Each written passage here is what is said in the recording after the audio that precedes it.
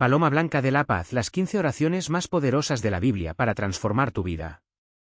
Desde la antigüedad, la oración ha sido el canal más íntimo entre el hombre y lo divino. En las páginas de la Biblia encontramos palabras que han trascendido siglos, llenas de fe, poder y promesas que aún resuenan en el corazón de quienes buscan consuelo, fuerza o dirección. No son solo súplicas, son armas espirituales, bálsamos para el alma y llaves que abren puertas que el hombre no puede alcanzar por sí solo.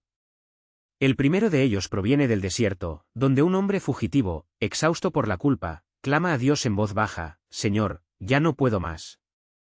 Quítame esta vida, porque no soy mejor que mis padres. 1 Reyes 19,4. Elías, el profeta del fuego, se derrumba en vulnerabilidad, y Dios responde no con reprensión, sino con pan, agua y un suave susurro. Esta oración enseña que incluso los más fuertes pueden caer, y es precisamente allí, en la debilidad, donde la gracia se revela.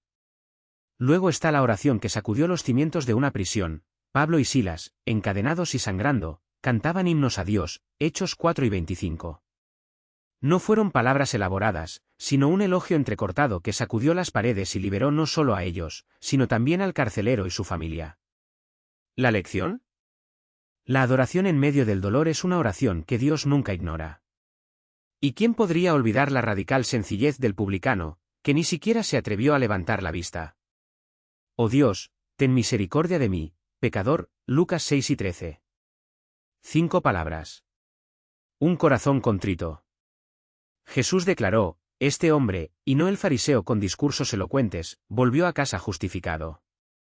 Descubrimos que la humildad es el lenguaje que más rápidamente toca el trono de Dios. Pero también hay oraciones que desafían lo imposible.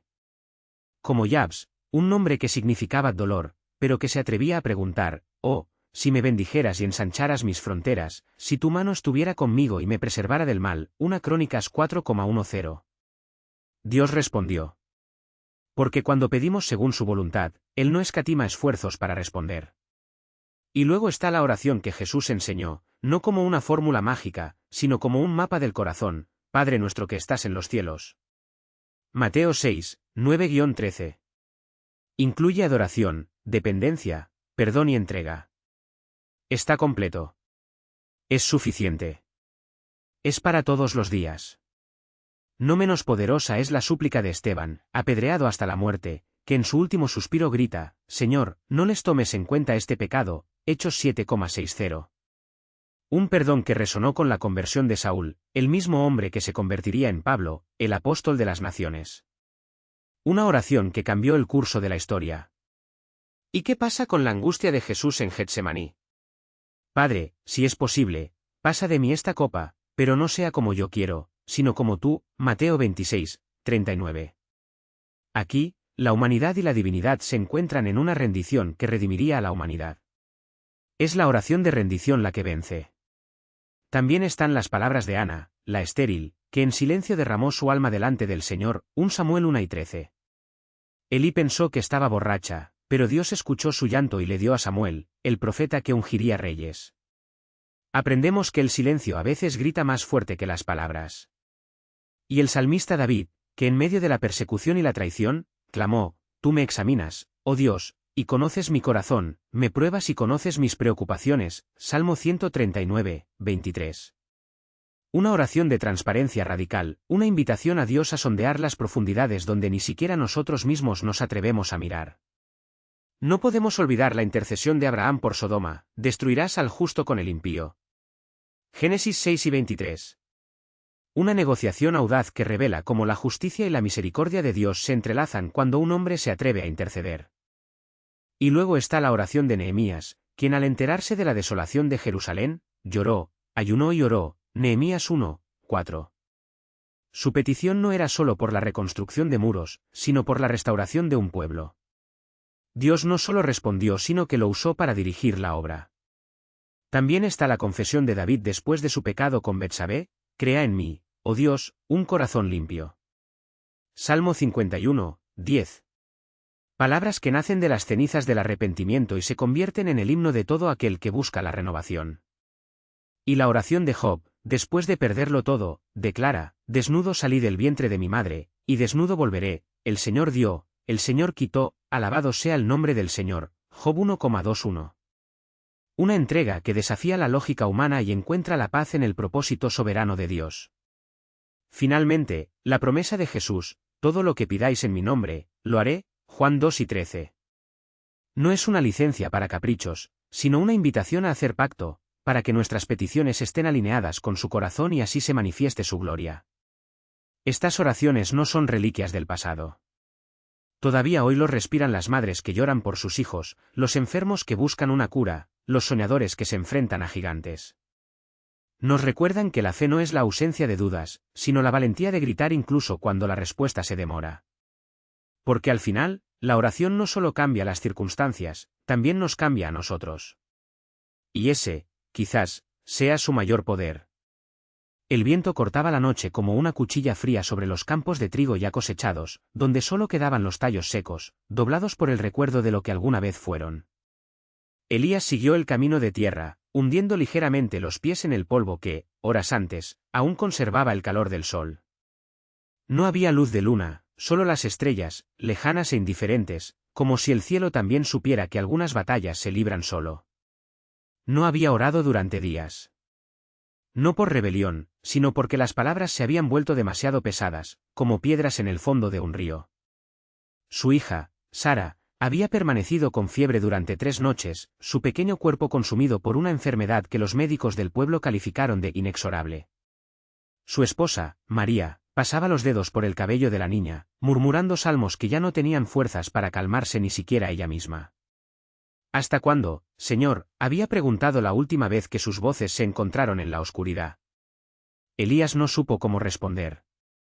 Ahora, al llegar a la pequeña capilla de madera en lo alto de la colina, la que él mismo había ayudado a construir años antes, cuando la fe todavía parecía algo sencillo, se sentó en el último banco, donde la luz de las velas apenas llegaba. Lo envolvió un olor a cera quemada y a madera envejecida, familiar y extraño al mismo tiempo. Cerró los ojos y por primera vez en mucho tiempo, no intentó formar palabras. Él no preguntó. Él no lo exigió.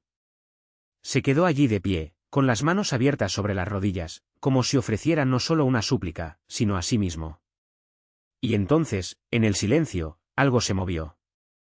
No era un sonido, ni una voz. Era un recuerdo, la imagen de Sara a los 5 años, corriendo por el mismo campo de trigo, con los brazos extendidos como si quisiera abrazar el cielo. «Papá, mira», había gritado, riendo, mientras las mazorcas de maíz bailaban a su alrededor. «Dios está jugando conmigo». Elías había sonreído en ese momento, divertido por la inocencia del niño. Ahora, sin embargo, ese recuerdo dolía como una herida abierta. «¿Por qué me recuerdas precisamente eso?», pensó, y la desesperación subió a su garganta como bilis. Pero la pregunta no obtuvo respuesta. En cambio, apareció otra imagen, esta vez, no de Sara, sino de un hombre arrodillado en un jardín, sudando sangre mientras pedía que le quitaran una taza. Sin embargo, no como yo quiero, sino como tú quieres. Elías conocía esas palabras. Los había repetido 1000 veces. Pero recién ahora comprendí su peso, no eran una resignación vacía, sino un grito de confianza extasiada, como quien salta al abismo sabiendo que hay brazos que sostener. Abrió los ojos. La vela parpadeó, a punto de apagarse. Afuera, el viento aullaba, pero dentro de la capilla el aire estaba en calma, como si el tiempo le hubiera quitado el aliento. Elías se puso de pie. Ya no había dudas, ni ira, ni siquiera la ansiosa esperanza de un milagro. Solo había una tranquila certeza, como la tierra después de la lluvia, que fuera cual fuera el resultado, no estaría solo en el camino a casa. Cuando llegó, María estaba sentada en la cabecera de la cama, con los ojos en blanco. Listo para llorar. Sara respiraba con dificultad y su pecho subía y bajaba a un ritmo desigual. Elías se arrodilló junto a la mujer y tomó la pequeña mano de su hija entre las suyas. Él no habló. No era necesario.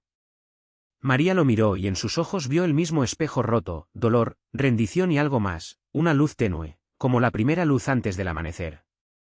Y entonces, sin previo aviso, Sara abrió los ojos. No fue un despertar repentino ni una señal de mejora inmediata. Tenía los labios secos y la piel pálida como la cera. Pero cuando sus ojos, esos ojos que Ilaiche conocía mejor que los suyos, se encontraron con los de su padre, algo pasó entre ellos. No hay cura, todavía no. Pero un reconocimiento. Una promesa. Padre, susurró, y su voz era tan frágil que casi se perdió en el aire.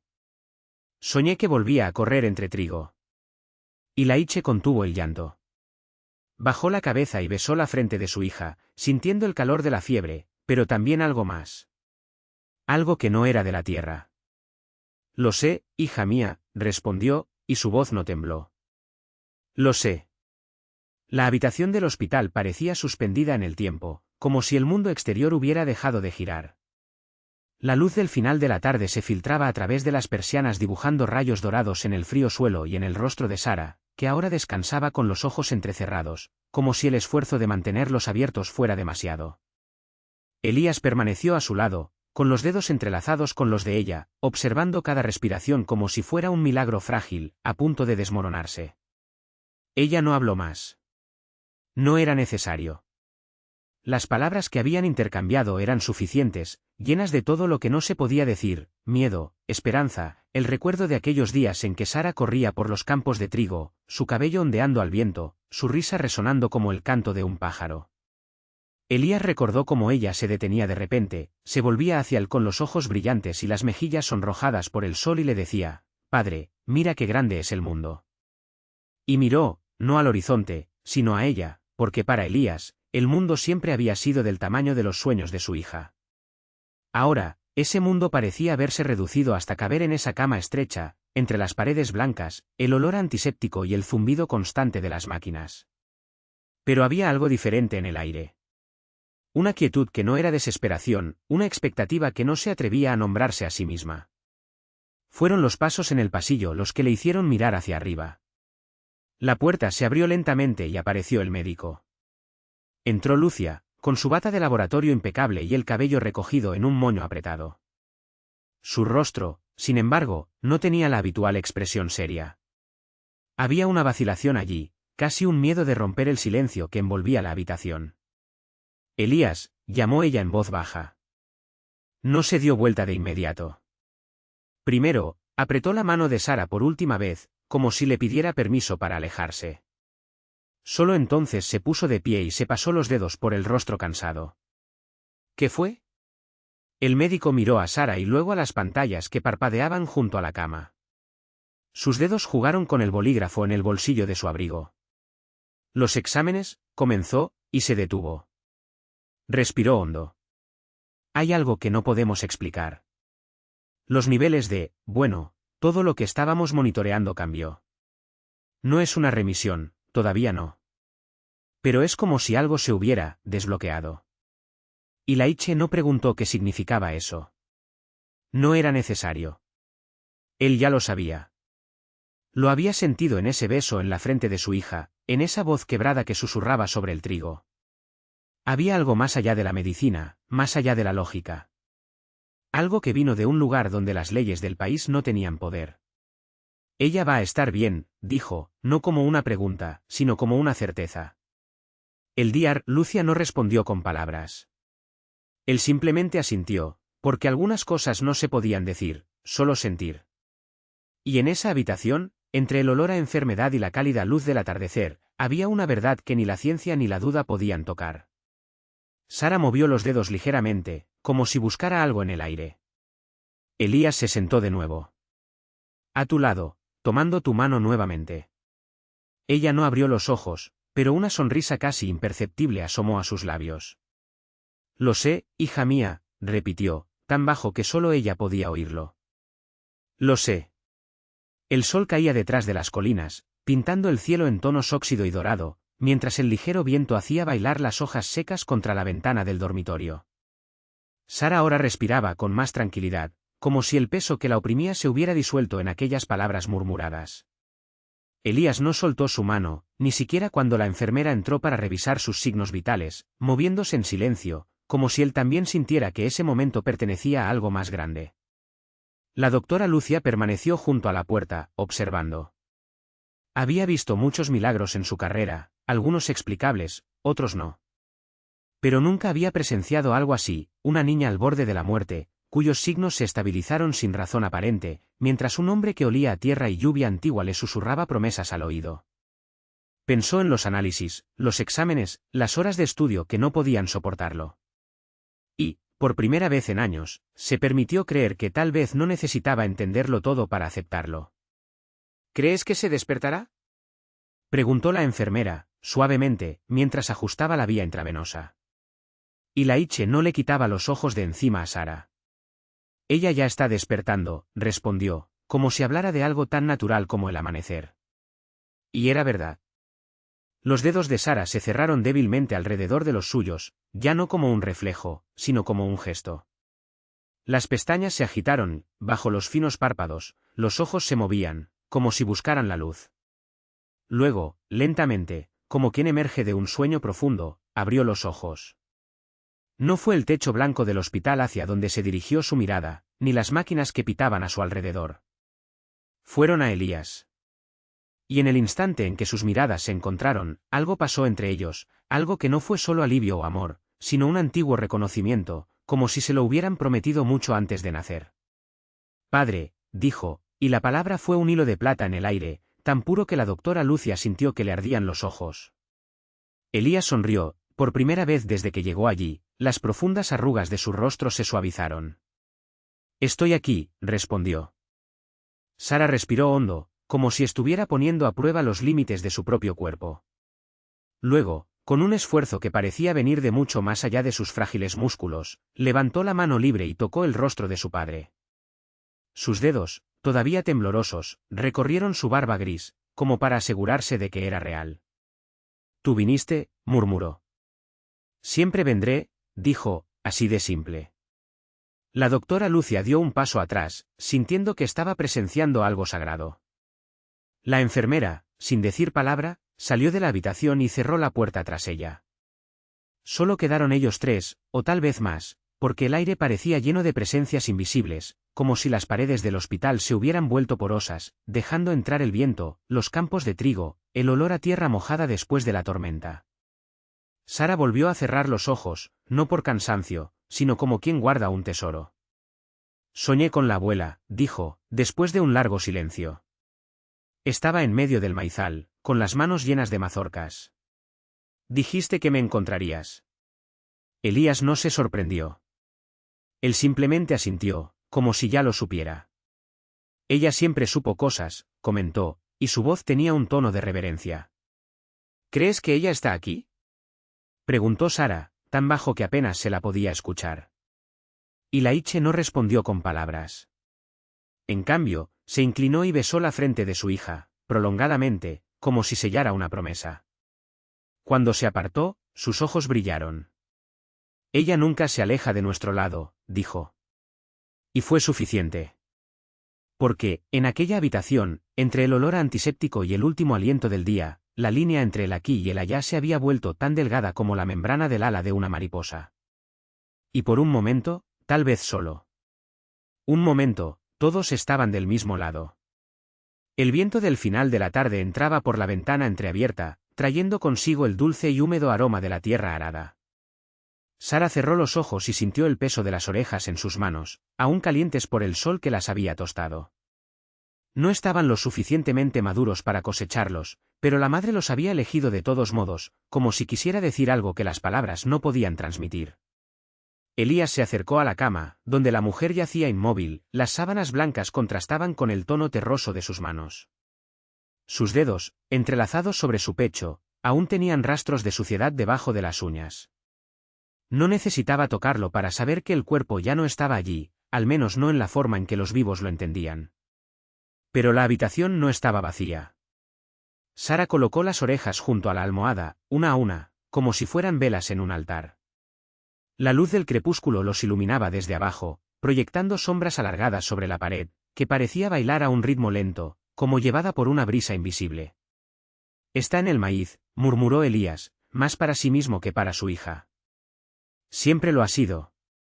Sara recordó la última vez que había visto a su madre en medio de las altas hileras, con el vestido ondeando entre los tallos verdes y los brazos extendidos como si bendijera la tierra. Me encontrarás, había dicho, Y en ese momento Sara pensó que era solo una de esas frases que dicen las madres para calmar a sus hijos.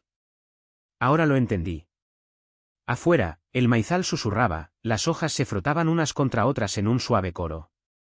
No fue el viento. Era algo mayor, más paciente. Elías abrió la ventana por completo y el sonido llegó como una marea, llenando los espacios vacíos, envolviéndolos. No necesitamos ir con ella, dijo, pasando la mano por el cabello de su hija, todavía húmedo por las lágrimas que no caían. Ella viene. Y entonces Sara lo vio. Entre los tallos, una figura se movía, no como alguien que camina, sino como alguien transportado por la tierra misma. El vestido, confeccionado con la misma tela gruesa que cosía su madre en los inviernos, ondeaba sin viento. El cabello, suelto, parecía hilos de plata tejidos entre las orejas. Cuando la figura se acercó a la ventana, no había rostro, solo una luz suave y dorada, como la que se filtra entre las hojas al mediodía. Elías se arrodilló. No por miedo, no por reverencia, sino porque era la única manera de acercarse al suelo, de donde ella venía. Sara sintió la mano de su madre, o lo que quedaba de ella, acariciar su rostro, fresco como la primera lluvia primaveral. Tú lo plantaste, dijo la voz, que no era una voz, sino el sonido del maíz creciendo, de las raíces entrelazándose en la oscuridad, de las semillas abriéndose. Ahora es el momento de cosechar. Elías sonrió. Sabía que no se trataba de los oídos. Afuera, el maizal empezó a balancearse en ondas concéntricas, como si algo inmenso respirara bajo la tierra. Las sombras en la pared se alargaron, tomando formas, manos extendidas, rostros sin rasgos distintivos, cuerpos que no eran cuerpos sino recuerdos de ellos. Sara sintió que el suelo temblaba levemente, no como un temblor, sino como el latido de un corazón. Ella no es solo suya, susurró Elías. De todos es de todos los que la tierra ha guardado. La figura de la ventana extendió los brazos y el maizal respondió inclinándose hacia ella, como campos de trigo ante el viento. Las mazorcas de la cama comenzaron a brillar, una luz tenue al principio, luego más brillante, hasta que toda la habitación se llenó de ese familiar, cálido y dorado resplandor. Cuando se apagó la luz, la cama estaba vacía. Ya no había sábanas arrugadas ni olor a antiséptico. Solo aterriza. Tierra fresca, como si la hubieran cavado ahí mismo, sobre el suelo de madera. Elías tomó un puñado y lo dejó fluir entre sus dedos. Siempre volvemos, dijo. Sara se miró las manos. La tierra también estaba en ellos. Y en las uñas. Y cuando se tocó la cara, sintió finos granos, como polvo, adheridos a su piel. Afuera, el maizal era más alto. Más denso. Las orejas, antes verdes, ahora eran doradas, pesadas, listas. Elías tomó la mano de su hija. Recojamos.